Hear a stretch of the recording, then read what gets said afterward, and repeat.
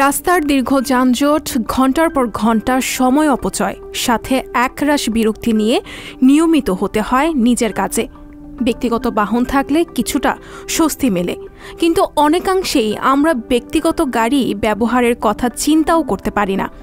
যেখানে আমাদের অবস্থা এমন, সেখানে কল্পনা করুন তো, জরুরি কাজ থেকে শুরু করে বাসার বাজার করার কাজ সবকিছু করতে বাহন হিসেবে ব্যবহার করছেন গোটা একটি ব্যক্তিগত বিমান। আদতে এমন কথা শুনতে অবিশ্বাস্য মনে হলেও আমেরিকার ক্যালিফোর্নিয়া শহর ক্যামেরন পার্কে এমন রীতি এখন প্রচলিত।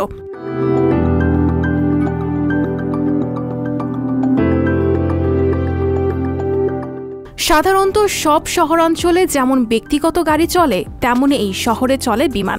প্রতিটি বাড়ির সামনে গাড়ির গ্যারেজে পার্ক করা থাকে এক একটি বিমান। এই শহরের সব বাসিন্দাই তাদের অফিসে যান বিমানে করে। তাছাড়া ব্যক্তিগত প্রয়োজনে এক জায়গা থেকে অন্য জায়গাতে যাওয়ার সময়, এমনকি ছুটির দিনে কোথাও ঘুরতে গেলেও বিমানে করেই যায়। এই শহরে ছোট বড় রাস্তা বা অলিগলি বলতে কিছু নেই, শুধু আছে একটি পুরনো রানওয়ে, যেটি ব্যবহার করে আসা যাওয়া করে শহরের বাসিন্দারা।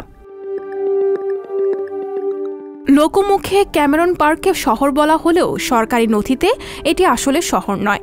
মূলত এটি একটি ফ্লাই ইন রেসিডেন্সিয়াল কমিউনিটি। দ্বিতীয় বিশ্বযুদ্ধের সময় আমেরিকার অনেক বিমান অকেজো হয়ে পড়েছিল। একই সময় পাইলট বা বৈমানিকের সংখ্যা 1939 সালে 34,000 থেকে বেড়ে গিয়ে 1946 সালে 4 লাখে গিয়ে পৌঁছায়। যুদ্ধে অংশ নেওয়া অবসরপ্রাপ্ত পাইলটদের স্বাচ্ছন্দ্যের অবসর দিতে গড়ে তোলা হয় ফ্লাই ইন রেসিডেন্সিয়াল কমিউনিটি। আমেরিকার বেসামরিক বিমান কর্তৃপক্ষ অকেজো বিমান ঘাঁটিগুলোতেই পাইলটদের থাকার ব্যবস্থা করে দেয়। কারণ হিসেবে তারা বলেন, চেনা পরিচিত পরিবেশে পাইলটদের ভালো রাখতেই এমন সিদ্ধান্ত নেওয়া হয়েছিল। 1963 সালে সেই ভাবনা থেকেই তৈরি Cameron park.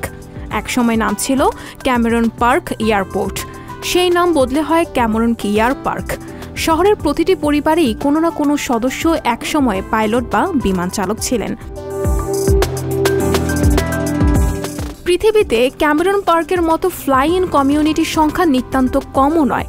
640টি fly in community রয়েছে বিশ্বজুড়ে, যার মধ্যে 610টি আমেরিকাতে।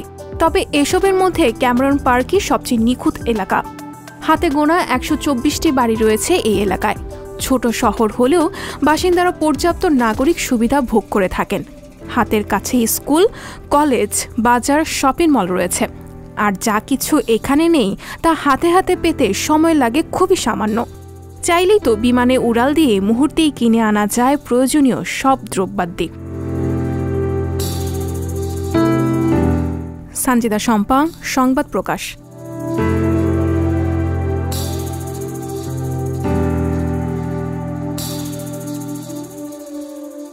সংবাদ, ফিচার ও অনুষ্ঠানের জন্য ভিজিট করুন সংবাদ প্রকাশের ওয়েবসাইট এবং যুক্ত থাকুন ফেসবুক পেজ ও ইউটিউব চ্যানেলের সঙ্গে।